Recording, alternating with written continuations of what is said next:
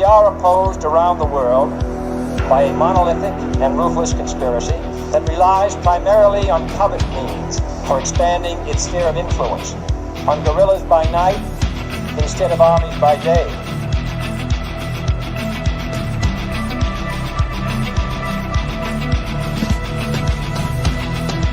On infiltration instead of invasion, on subversion instead of elections. If I were the devil, I'd take from those who have and give to those who want it until I had killed the incentive of the ambitious. Violence and vandalism is being led by Antifa and other radical left-wing groups who are terrorizing the innocent, destroying jobs, hurting businesses, and burning down buildings.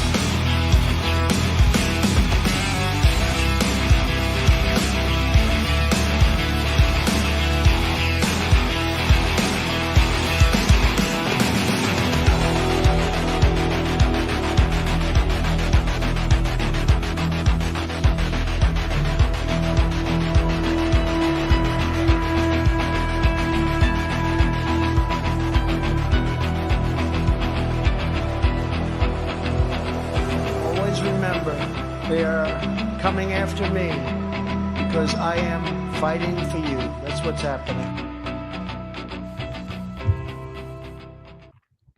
Greetings, fellow thought criminals, and thank you for joining the insurrection. I'm Michael Lauer, and today I'm joined by Andrew Mahler, host of American Made, which you can find every Saturday right here on X American News at 5 p.m. Eastern. How you doing this morning, Andrew? I'm doing great. Another day wearing our Hawaiian shirts, and glad to be here. Oh yeah. Actually, little side note: Are you ever heard the history of the Hawaiian shirts and how they became popular? No, I have not, but I want to.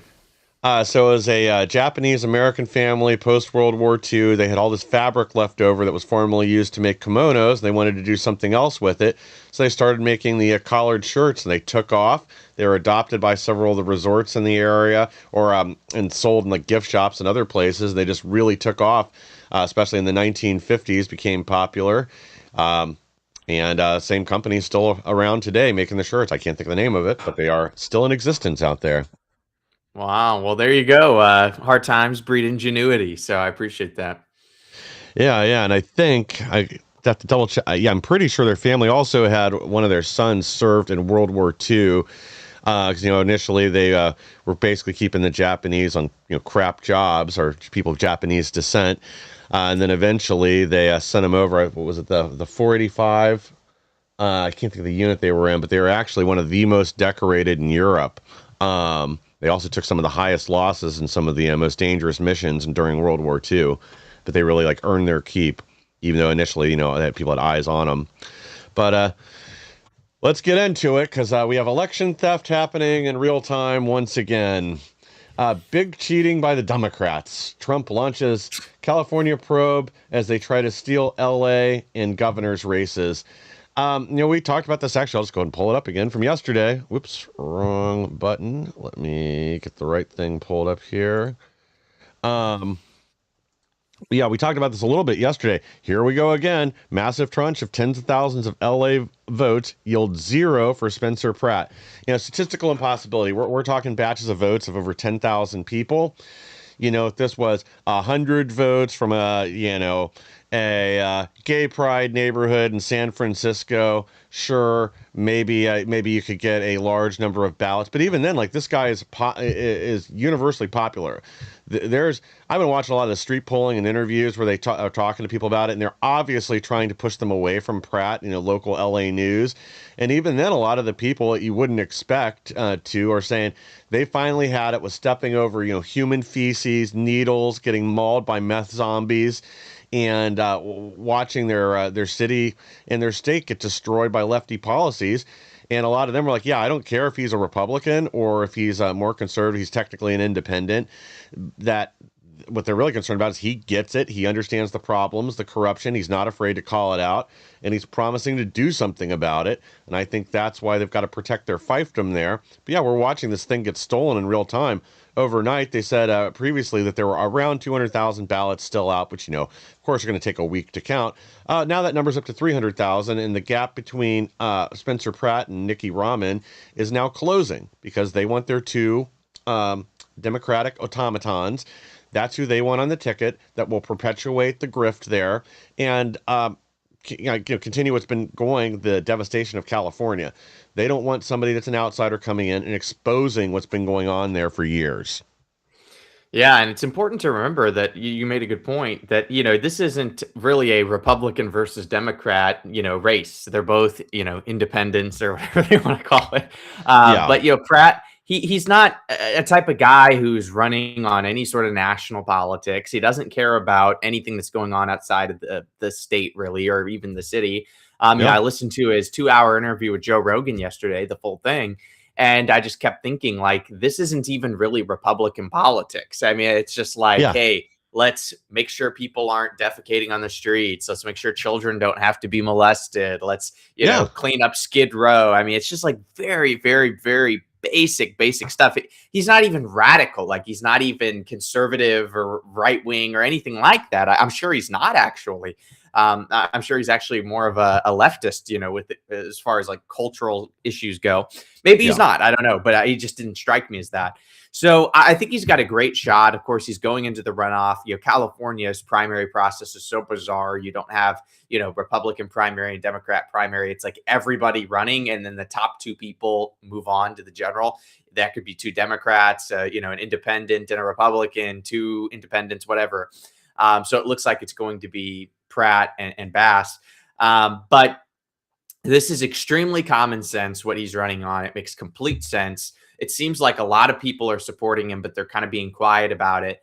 If Pratt got even just a fraction of the votes from, the people in third, fourth, fifth, sixth, seventh, eighth, ninth place, I think he can win. The question is the fraud issue. And when you get into the fraud, that's why, mass deportations is so important. I was telling a friend of mine last night that we really do have to get this under control, like now. And honestly, this is one of those things where I don't even really care how it's done. Use the military, use local law enforcement, whatever you got to do. But the edict needs to go out. It needs to be very heavy-handed that, hey, we are going to, at gunpoint, mass deport 20 million people from our country.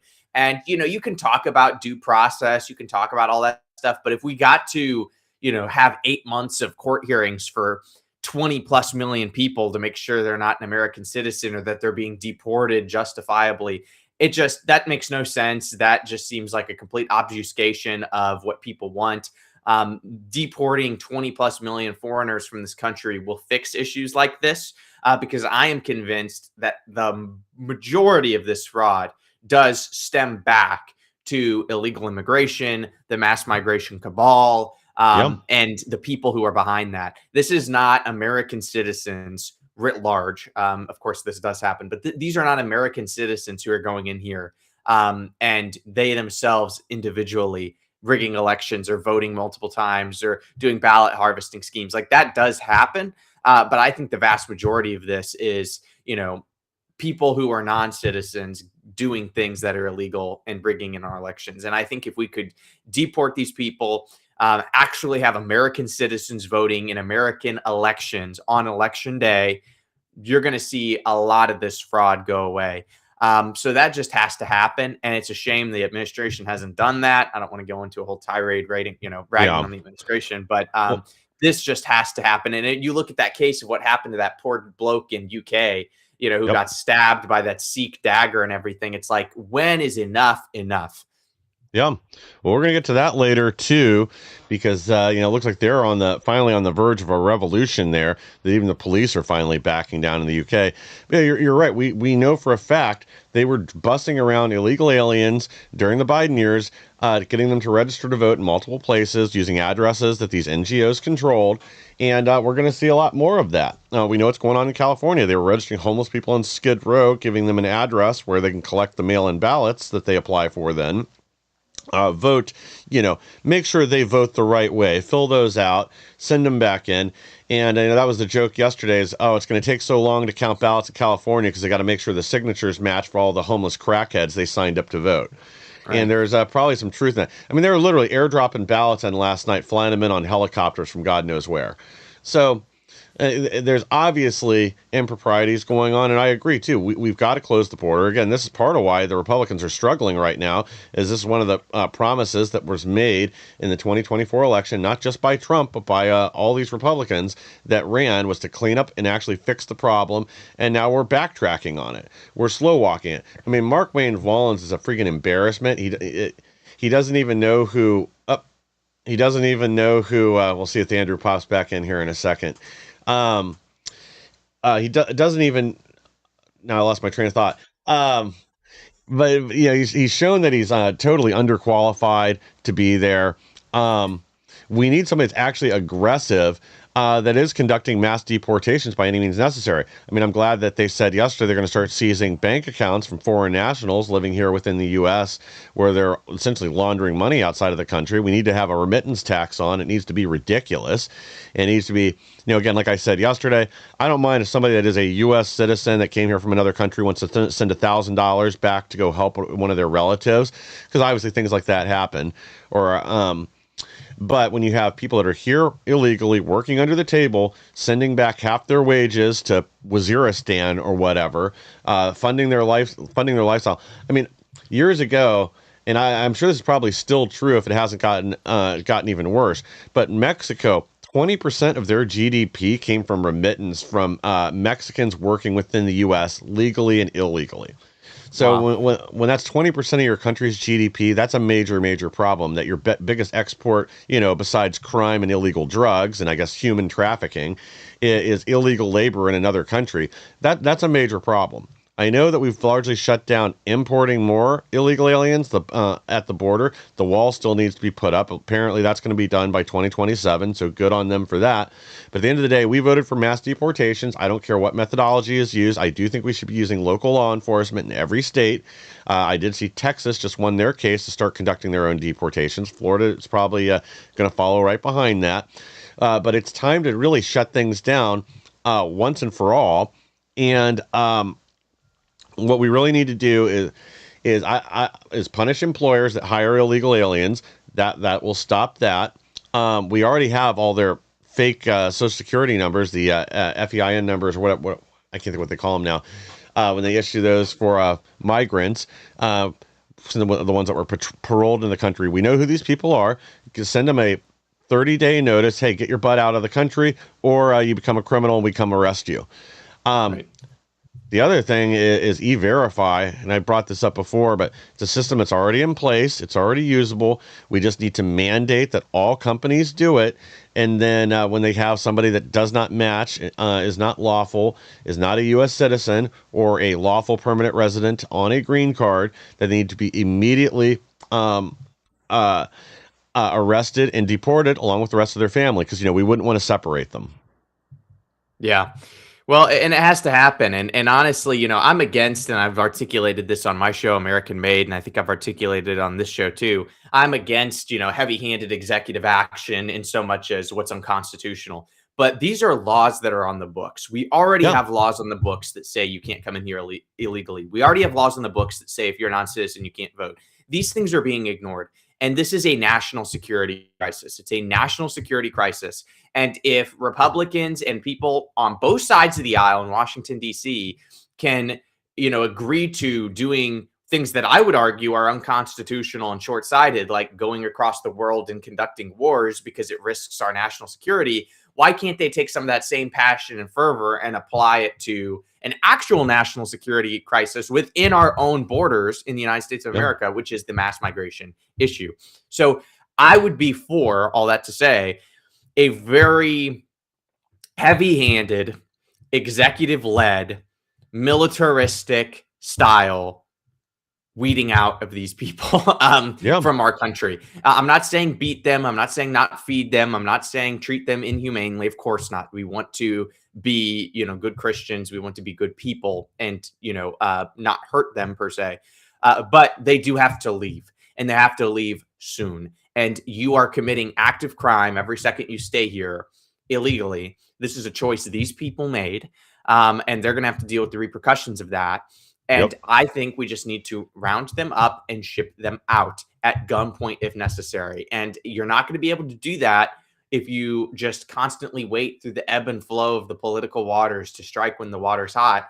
Trump soft launched this concept and all hell broke loose, right? And it's just been this on and off approach. Full send it. And it might cost somebody's political career, but so what? Yeah. Again, we've got to do what's best for the country. We have a limited window to operate. We already see what the uniparty's doing, sabotaging our agenda. We're going to get more into that here shortly.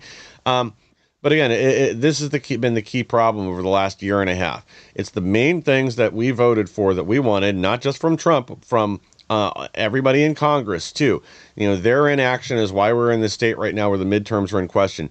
Had we gone balls to the wall and actually done the things that we voted for, the left would be crying just as bad as they are right now, but the base would be energized and we wouldn't be worrying about the midterms at all. We'd be discussing picking up 60 more seats, especially after mass deportations that occurred in places like California and Chicago and Minneapolis and other states where they're using that to control the elections or to give themselves disproportionate power by counting illegals in the census. That needs to change too immediately. The Supreme Court had better rule the right way on that. Or we may not have a country in a few more years. But that's the bottom line. Like that really is how serious it is right now. And I'm going to go ahead and pull up our stick on elections here and get back to where we started. But President Trump drops bombshell hint that accountability may be coming on the 2020 rigged election. We know who rigged it. We have information nobody thought was possible. Look, we keep hearing this. I know Tulsi Gabbard was making a lot of progress on this. I know that they have over 80 indictments for various people down in Georgia. Well, put up or shut up. Let's go make some arrests. Let's go bring some of these people in. A lot of them can cut deals. Again, I want the people at the top that orchestrated this stuff. I don't really care so much about the minions at the bottom. And in Georgia, we all saw them pull out suitcases full of ballots and start running them through the machines once they'd kick the observers out. Everybody knows that there were shenanigans that went on in a lot of these swing states, all of these swing states, in my opinion. And it isn't just one method that was used to steal this election, just like in California right now. Again, this is a well-planned, well-orchestrated theft of your voice. And that's the way they need to look at it. This is subverting democracy, which the left pretends to love. They don't really mean their democracy, they mean their will and their power. But hopefully Trump is serious this time. I got to be honest. I don't see Todd Blanche doing much about this. Maybe I'm wrong. We're gonna get more into Blanche here in a minute. But keep in mind, Blanche was when he was the DAG and the Deputy Attorney General. And remember, Dan Bongino said all power flows through the DAG's office. That's who's really running the Justice Department in determining prosecution. That Pam Bondi was more of like a spokesperson. And this is who's in charge now. And I know he's playing it up for the cameras, but this is not somebody that we can trust. The SPLC case started 3 years ago. So this isn't, it was good timing. It was fortunate timing for Blanche to sort of stake his reputation on that. We see some kind of half-assed action, arresting a few Somalis for their leering centers and a few other fraudsters. I do think that's going to pick up, but same thing. We need the political elected officials and political appointees that are actually orchestrating these fraud on Americans and once again, propping up the illegal aliens. Yeah. And I got to say this too. This whole Pod Force One thing with this Miranda Devine character, it just seems very incestuous to me because basically that podcast, to my knowledge, has been created just for the purpose of interviewing people from the Trump administration and asking them very lightweight questions. The same is true with Stephen Miller's wife and her podcast. So between that, Pod Force One and some of the other things, that's like all the media the administration's doing. But that's besides the point. So you have groundbreaking information on election integrity. You have the receipts. You have stories no one thought was possible. These are the words of the president. And yet, where is that? Like, that should be released day one, second one. Like, I get you got to verify things and blah, blah, blah, but you just announced it on a podcast. So obviously you're comfortable enough with the information to tell the world you have it. So where is it? Like, wouldn't that be helpful in the midterms? Wouldn't that be Yeah. helpful, in all these elections that are apparently the most important of our lives, that we're waiting to do all these big things you promised to us on the campaign trail? Like, all that stuff hangs on this election. It's that important. That's the narrative. So why Yep. not release it? Why not get it out there? It's insane. And again, this is the pattern that we see over and over again. Where's the SPLC indictments? Where's John Bolton? Where's John Brennan? Where's James Comey? And I saw Bolton pleaded guilty this morning, Yes. and agreed to some plea deal. And it's like, come on. It's like nothing ever happens. The old political saying, nothing ever happens, is so Yeah. true. They do this little carrot tease. They say, hey, look, here's a little carrot. It's dangling. Take a bite. And you do it on Fox News and you feel good for the day. And then you move on and nothing happens. It's ridiculous. Did you know there's a grand jury that's going to indict John Brennan any day now? Yeah, any day. Any day. And the same with Hillary, and the same with Yep. Michelle Obama and Barack and the auto pen. We have all the details, guys. We have everything. It's bigger than you could have ever thought. We just can't tell anybody or do anything with it. It's that big. Well, they did drop the auto pen, which again, that's now harming them too. I mean, it really is pathetic. I want some actual action out of the DOJ. And think, if they went down to Georgia months ago now and grabbed all these ballots, saying, they got Arizona to hand them over willingly. They're investigating Michigan. If we had already had 80 arrests in Georgia, and right now we had another, let's say, 80 in our crosshairs in Arizona, and a bunch of people had been already arrested in Detroit, I'd feel a little better about this. But it would also help make the case for what's going on in California, because right now, again, the media is freaking out, saying, "Oh God, here comes Trump again on this stolen election nonsense."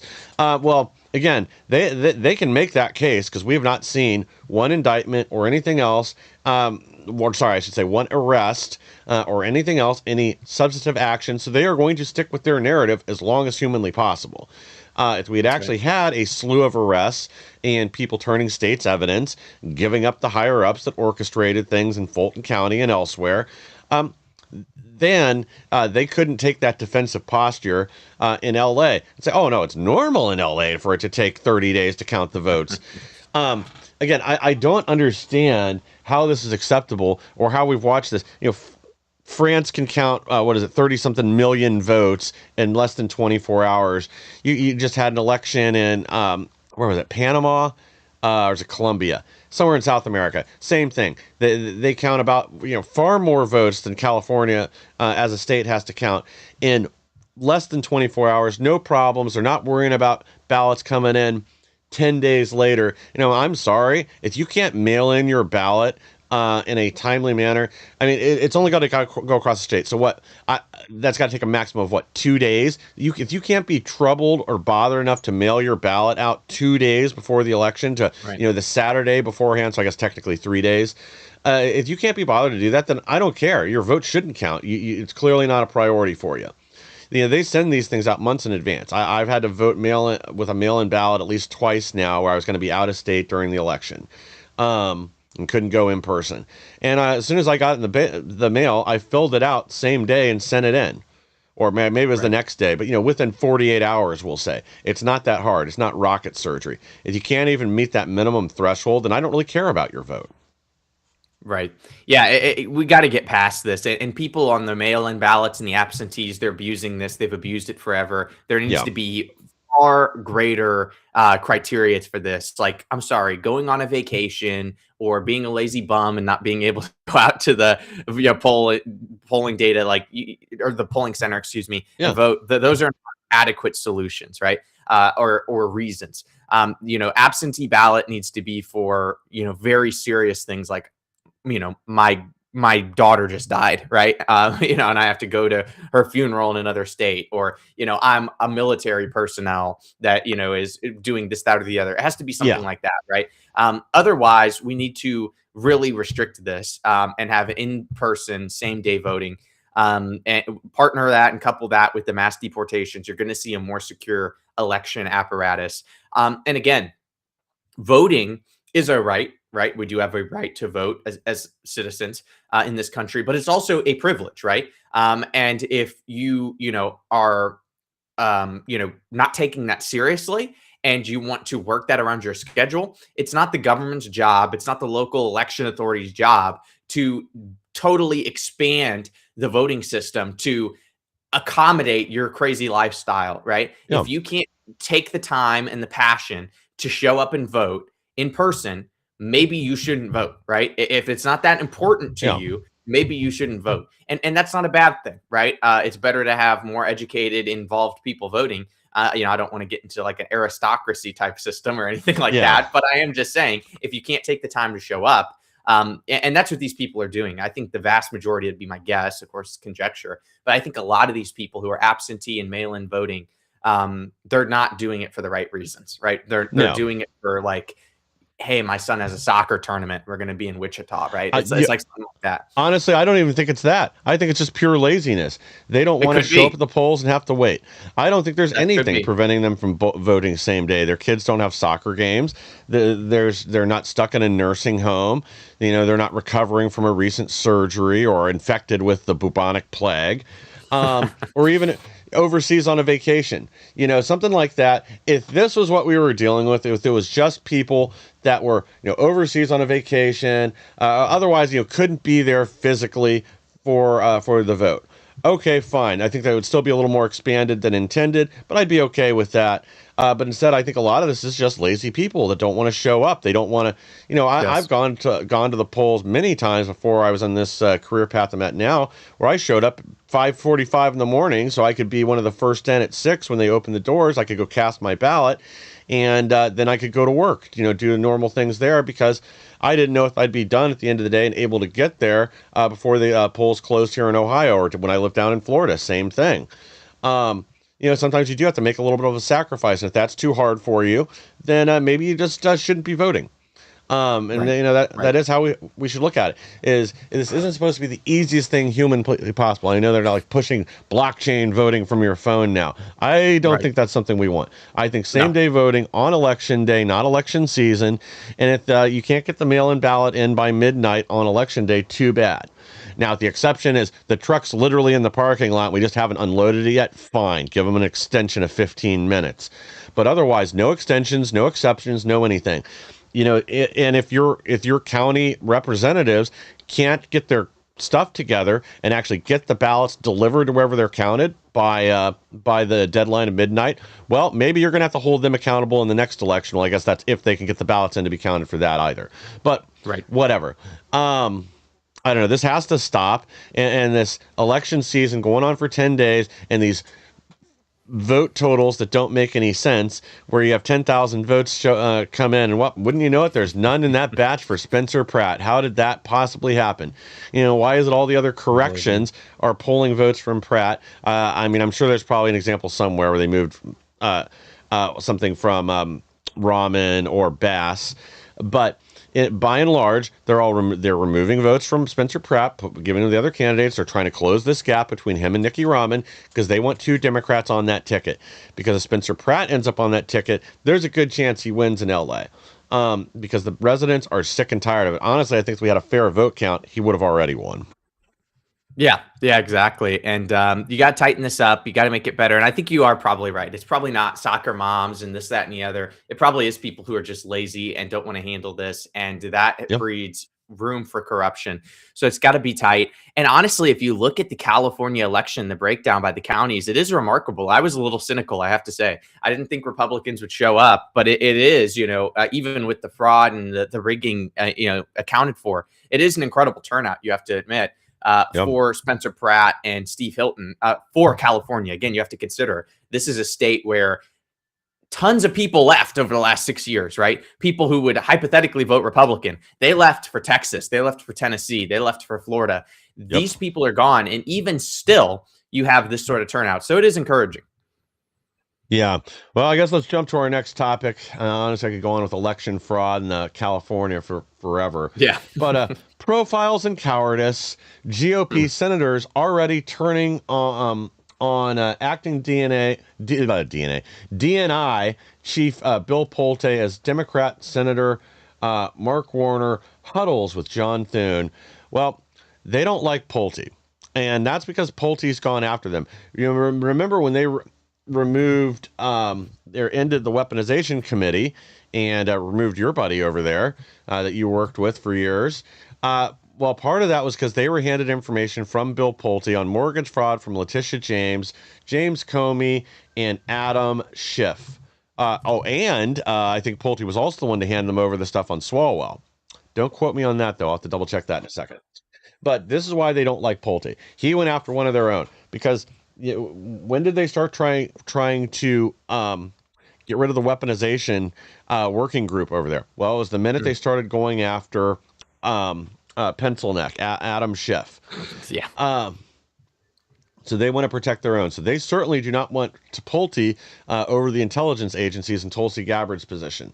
So I don't know. I don't know what's going to happen here, but they are already circling the wagons, and they will not. I don't think they will allow Pulte to take that seat, and that's really unfortunate because again, he's somebody that is more what we need. Somebody that is a real fighter and will use the power that he's been given at these agencies to exact the will of the people. Yeah, exactly. And John Thune, he has to go. We got to get past this. It's extraordinarily weak leadership. And Pulte, I haven't looked into him too much. Isn't it Scott Bessent who said before Congress the other day that he'd, quote, kick his bleep? Was that the same guy? The two of them do not get along. Supposedly, that's also part of what started the fight between Scott Bessent and Elon Musk. So, who knows? But I mean, again, I think Pulte means business. He's there.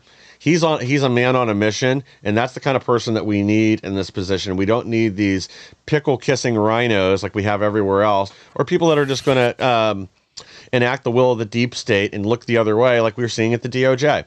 We need a killer. We need somebody like Pulte there, and their reaction to him tells you why we need him in that office. Yeah, and the same was true with, you look at some of the best people we have, Robert F. Kennedy Jr., Pete Hegseth, Ed Martin. I mean, these are people who got massive pushback, and oftentimes you can tell the good from the bad by their pushback and how the establishment on both sides in the Uniparty reacts to their appointment. That's what was so concerning to me about Marco Rubio, 100% unanimous vote, I believe, to accept him. That's pretty peculiar. So we'll see. I'm going to do some more research into Pulte. I haven't done a lot, but if all the right people are against him, that's a great sign. Yeah, no, agreed. And yeah, you should reach out to Ed Martin. Because again, that's when he started getting pushed out. Is when Pulte handed him the information regarding Schiff's mortgage and other potential fraud to investigate. Suddenly, Martin becomes a problem and a target of what's his name's aggression. Our current acting Todd Blanche. Todd Blanche, who we're going to get to more here shortly, because of course now Trump has formally nominated him for that position, and again, the deep state couldn't be happier. I mean, it really is just pathetic that this is the direction things are going, and that it's our side allegedly, kind of pushing this along now, essentially enacting the will of the deep state. Well, let's go back to Congress now, because GOP senators make more demands on DOJ.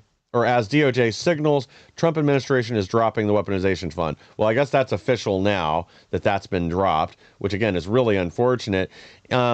But again, they see us as the enemy, especially anybody with the balls to stand up and go to D.C. and push back about what's going on.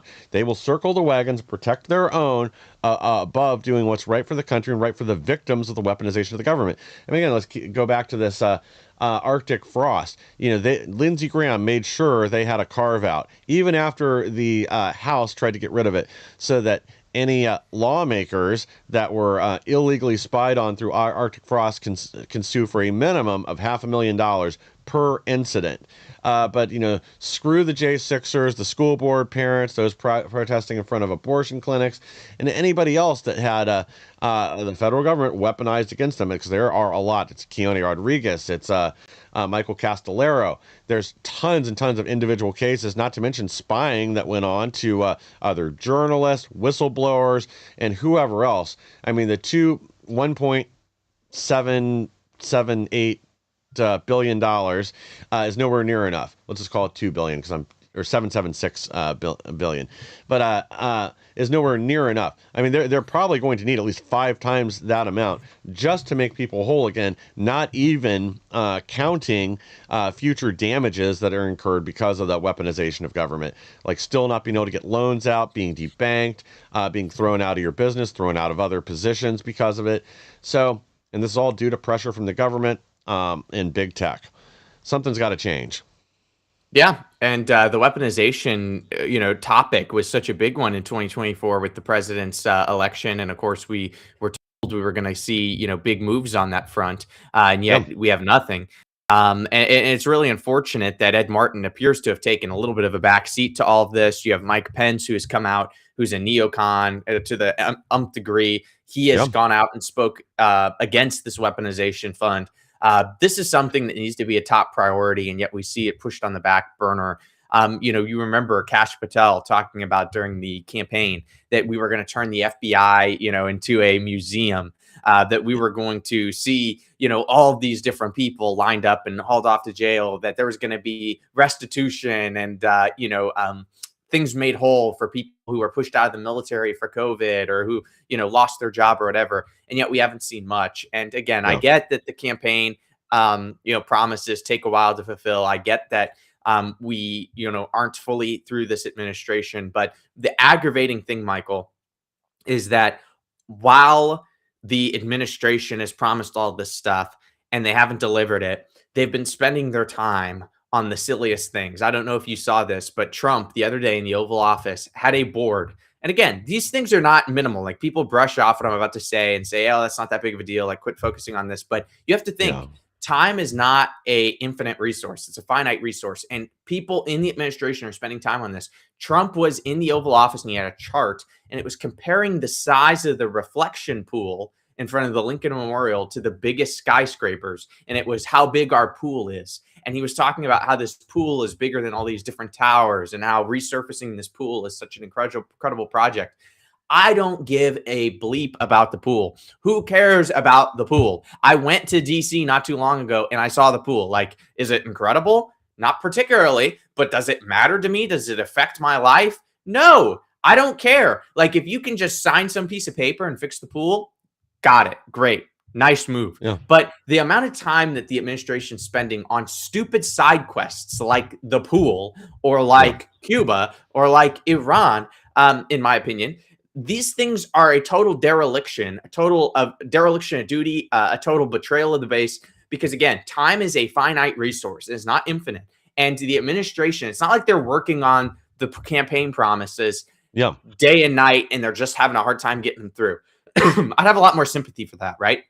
If they said, hey, you know what, guys, we're trying to get out of the UN. We're trying to destroy the deep state. We're trying to abolish the Department of Education. We're trying to fix the mass migration issue. We're trying to do this, but the deep state's pushing back on us. Congress isn't cooperating, this, that, and the other. I'd be like, hey, I get it, expected it, right? Yeah. But that's not what's going on. It's, hey, you know what? If you believe Jeffrey Epstein was a part of a deep state cabal, you need to go and, pound sand. If you want to see accountability on this stuff, you need to move on. Like, that is the rhetoric. And instead, we're supposed to be focusing on Iran. We're supposed to be focusing on Cuba. We're supposed to be focusing on, all these lazy primary picks that Trump's, doling out. We're supposed to be fixating on reflection pool. Like, that is the infuriating thing, Michael. It's not like they're trying and they're not getting anywhere. It appears that they've given up and they're focusing on lesser important things. Bingo. And again, like you said, we already had 50 deep state arrests and they were clearly at least doing something, but not getting the job done yet, but at least working in the right direction. I don't think there would be this attitude right now. If we already had, they were actively investigating Epstein and his associates and we had the first 24 arrested. Again, I don't think people would feel the same way because at least we'd be seeing action, even if it was slow and slower than some people would like. But when you don't even address the problems and you just instead move on past it, then we're in the same position. And again, let's not forget, Brennan said he has his legions of spies or whatever he said within the CIA and the FBI still that he's still communicating with. So we know the problem still exists. We know that Kash Patel knows where the problem was. He was going to turn the FBI into a museum of the deep state and their abuses. Well, instead, it's become a monument because now we have the 6,000 agents that needed to go. They're all still working there by and large. Yeah, they fired a few of the worst, but that is not enough.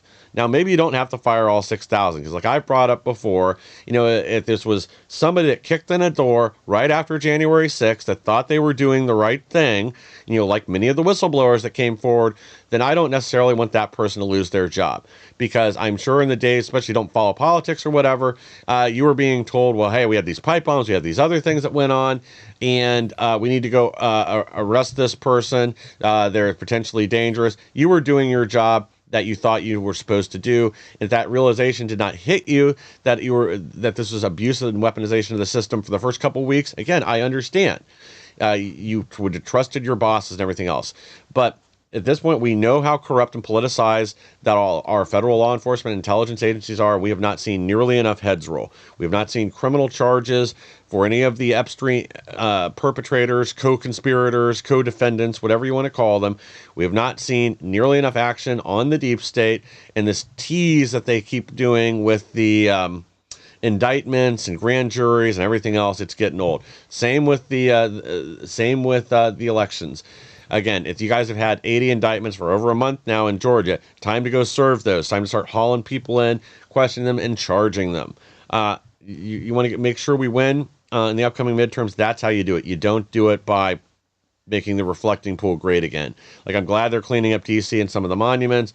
I think the 250th anniversary thing, I mean, I guess this is my other thing. Like, this could really be an inspiring moment in uniting the country once again. But instead, both sides so upset right now, and it's just not going to happen. Yeah, exactly. And I just sent you a picture of the thing with Trump holding the pool. It really is hilarious. I was encouraged people to look it up.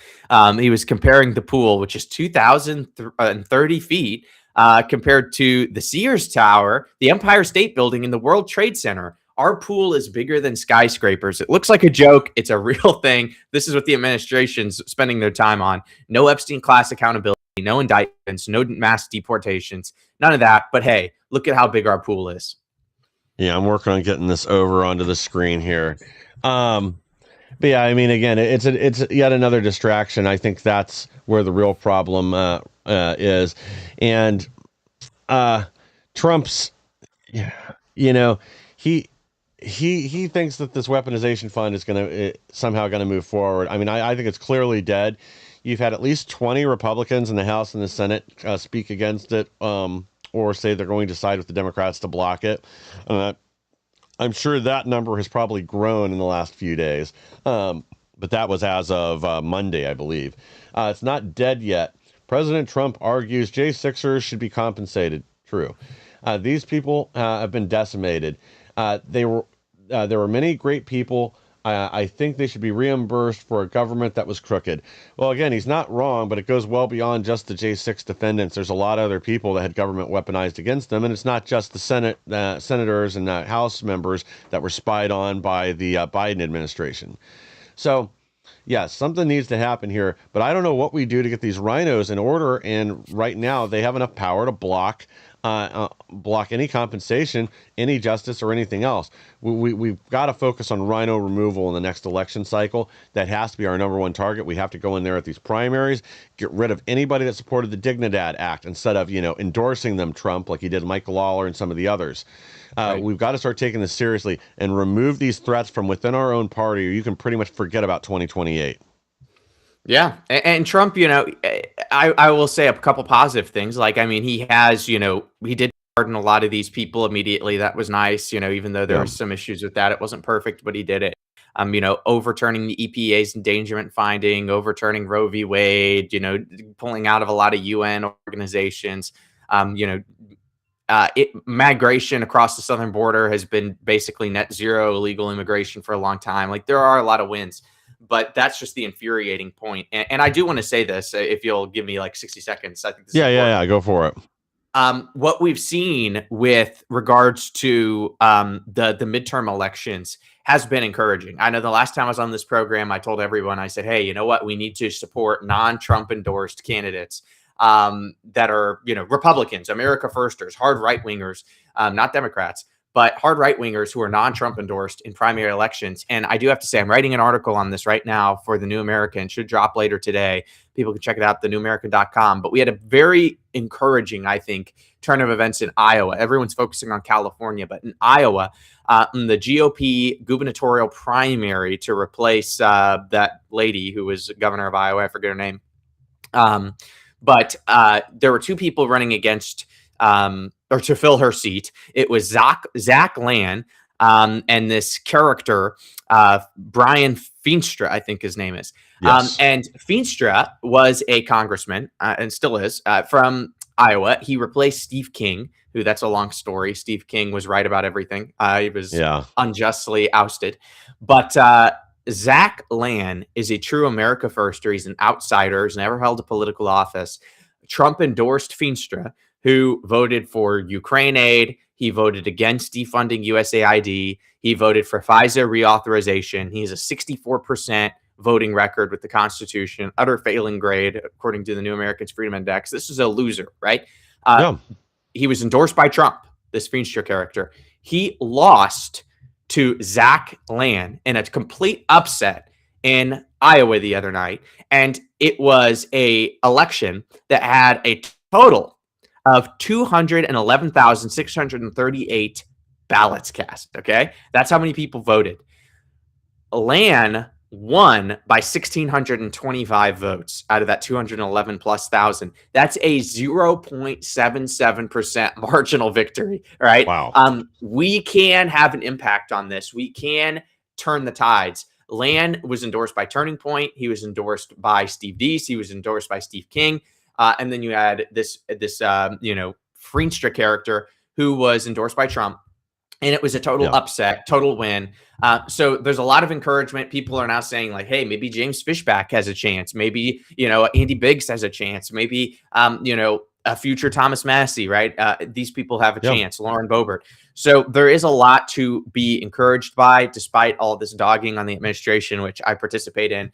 But I did want to share that if we are organized, if we are concentrated, if we are committed, I think we can continue to get good people at the local level elected into office and be able to push back on some of this stuff. And we might not see, mass migration at the federal level. We might not see affordability tackled at the federal level, but we might not even see AI data centers or some of this stuff tackled at the federal level, but we could have it done at the states. You could have, a Florida, right, that's pushing back against AI data centers and, repealing property taxes. You could have an Iowa or an Ohio that says, hey, we're going to ban AI data centers. We're going to repeal property tax. We're going to, go in here and secure our own elections.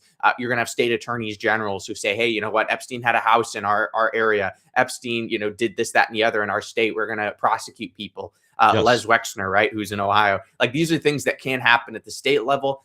So there is cause for optimism. Yeah, and well said there, too. I did finally get this image working, too, so let me throw this up on screen for everybody of the reflecting pool. Our pool is bigger than skyscrapers. Wow. Yeah, not the right priority for where we are at the moment. No. But yeah, you're right. We've got to get away from the party apparatus because, here's the other thing too. Like, the RNC has not been reformatted yet. They're a big part of the problem right now in a lot of these states where they're not getting behind candidates that can actually win, beat the Democrats, and are conservatives. And that's not even to take into account the Senate campaign fund and the Congressional campaign fund, which is straight up funding rhinos. They spent $60 million, maybe more. $60 million is the last figure I heard, so I don't know if we have the final numbers out of Texas yet, but try to allow John Cornyn to keep his state. That's just the Senate campaign fund. Imagine that's $60 million. If we had spent that in other swing states or blue states to maybe pick up some seats, that could have made a huge impact. Any of these seats that's within a 2-point margin of error that the left won in the last election, every single one of those would be in jeopardy. If you had an extra $1 million for that race just to spend on advertising or whatever, and you had a good candidate, those are all seats we could pick up. But instead, $60 million, so Cornyn can keep his seat. They blew millions and millions of dollars trying to or defeating Massey, which, as you said, he'll be back either in that seat or hopefully running for president, and he's going to make waves. He'll make an impact when he's up there, and it really won't matter how much crying they do at that point because. Hopefully, again, Massey it'll be about ideas and the direction of the country and getting back to our Constitution, which is something else we continuously forget here.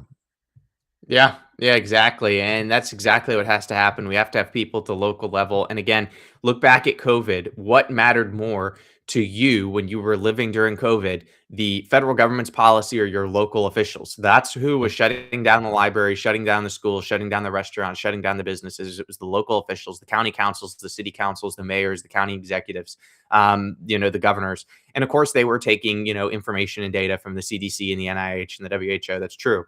But they were the ones who were making the decisions. So if we can get constitutional people in our state legislatures, if we can get constitutional people in our state wide offices, this is a major repudiation of what's going on at the federal level. And you have to vote for people, not based on who they're endorsed by, but based on their policy and their platform.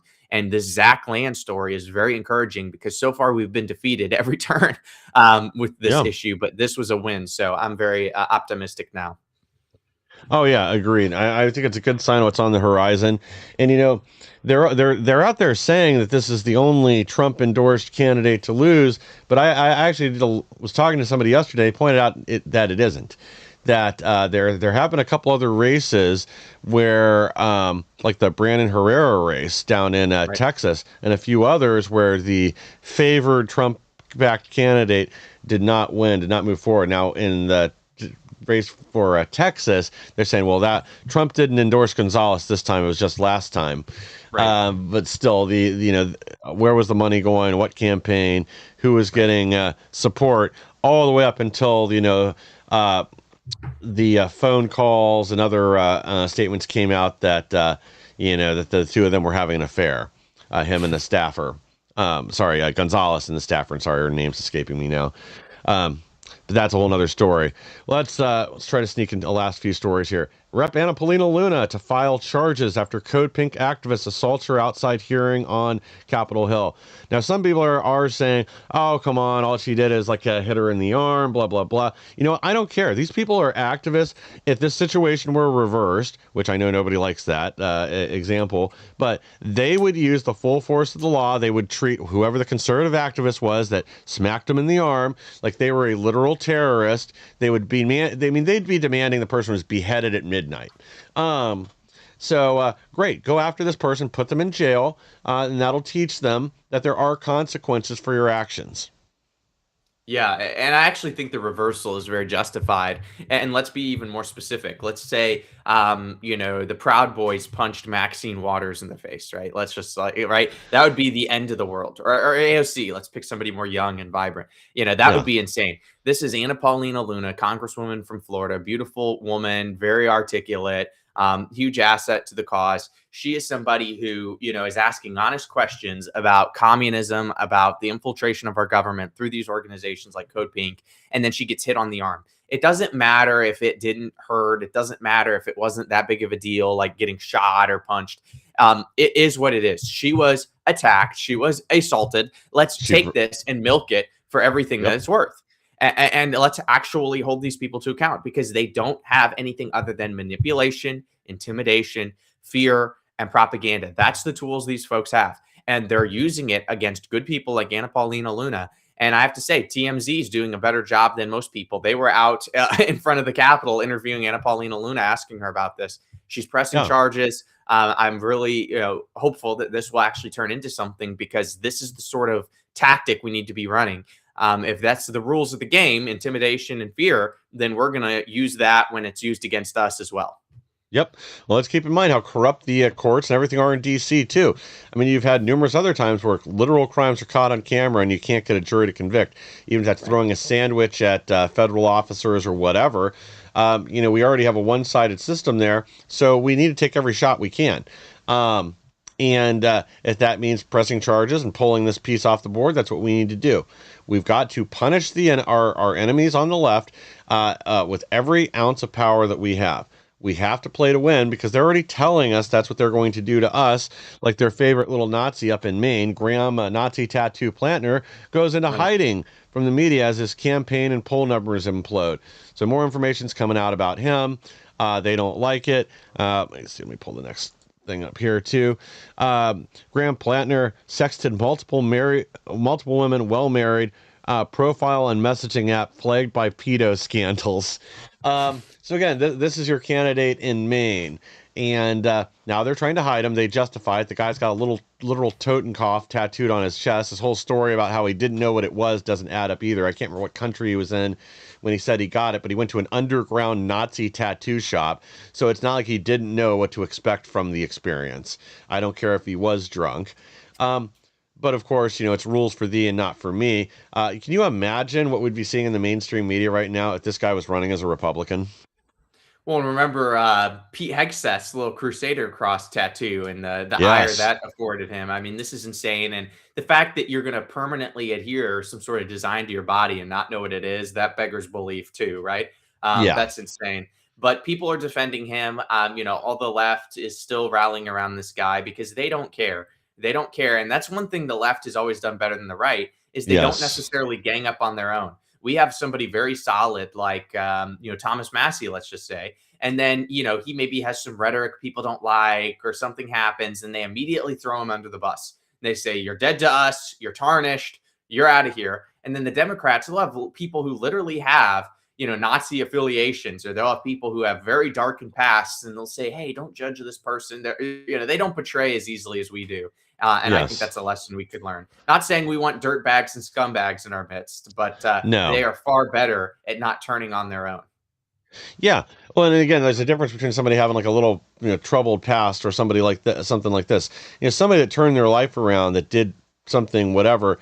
Sometimes that's a good story, but again, it's just the double standards on the left are just almost unbelievable now. Yeah. But it isn't going to change because there's no accountability from the media. They treat the left with kid gloves, and with the right, they're out there with their magnifying glass trying to amplify any little even appearance of an impropriety in their past. So we're not going to get fairness there. We're never going to get that. And this is at the same time that we have the SPLC now getting caught paying for KKK cross burrings, robes and hoods, recruitment, living expenses, racist merchandise, and in this new explosive indictment against the SPLC. There's also some people that have written up on this, and I have not had a chance to go through all of it yet, that they directly paid people that attended the Unite the Right rally in Charlottesville. And this was always the plan, was to affiliate right-wing influencers with the Klan, who they had no idea was showing up there or anything else. This is all done for entrapment and purposes. And I still want to know, they're supposedly looking into, did the SPLC pay people who were there to agitate on January 6th? And I guess we'll find out about that here eventually. Yeah, we got to find out about it. We can't let this one go. This is a very easy layup for our side with the SPLC and this exposure that was given to us through the FBI's release. So we have to keep pushing on this. We can't let this go. And hopefully, with God's help, we'll be able to have some true accountability because, I was saying on a radio show earlier today, exposure is good, but if exposure doesn't result in action, it's worthless. If you have a guy Exactly. in your neighborhood, if you have a guy in your neighborhood who's, hiding kids in his basement and nobody knows about it, and you say, hey, this guy's hiding kids in his basement, and you release the receipts, and everyone's like, oh my gosh, that's horrible. And then nobody actually does anything, and there's still kids in the basement. It's the exact same end result, right? That didn't change anything for the kids in the basement. So you have to actually send the law enforcement in, go after the guy, and save the kids, right? And that's the illustration. Exposure without action is worthless. Well, and the problem today is not only is it not getting exposed, the person's still getting protected and it gets covered up. All right, last story I want to sneak in here real quick. Virginia gun sales have doubled ahead of July 1st ban on assault weapons because, again, nobody in the state voted for this. Nobody wanted it. But once the Democrats seize power, they will do whatever they want. They will lie through the election season, tell you they're going to be moderate, that they just want to fix the runaway high prices and get spending under control. And before you know it, they're banning Glocks, which is another thing they want to push through that New Jersey is also trying to do. in banning so-called assault weapons. At the same time, they're taxing your gym membership. Right. Virginia, maybe you'll learn your lesson this time. I doubt you will, but this is what happens when you vote for leftist retards. Yeah, and I love the picture of Mel Gibson there with the edited pic of Mel with the assault rifle. That's nice. From The Yes. Patriot, a great movie, The Patriot. The But nods in the yeah, that's sorry, right. go ahead. Yeah. I mean, it's one of those things where this is just going to hurt law-abiding citizens, right? With the old talking point, it is worth repeating. Like, criminals are still going to get these weapons. Criminals are still going to do bad things. All this does is hurt, God-fearing, liberty-loving, law-abiding citizens. It's absolutely insane. Good for Virginians for, buying things up, but this has to be repealed. You have to be able to have firearms. Second Amendment's not about hunting. It's about being able to push back against a tyrannical government. And when you see states like Virginia start to do this, it is very concerning, and it's a shame that it got that far. Yes. Yep. It's really about tyranny. It's not about hunting rights. And everybody knows it, including the people that lied bluntly to your face about it in DC. Andrew, thank you for joining us today. To our audience, thank you for being here. Please like, share, and subscribe. Help us to grow so we can bring more people the news the mainstream media doesn't want you to hear. And I'll be back tomorrow.